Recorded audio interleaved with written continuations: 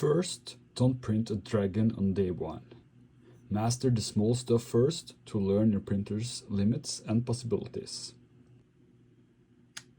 Second, organize it.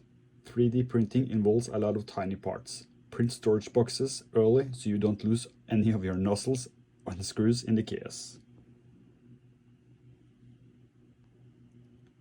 Third, if you want to print with fancy filaments like carbon fiber, get a hardened steel nozzle. It won't wear down like the standard stainless one.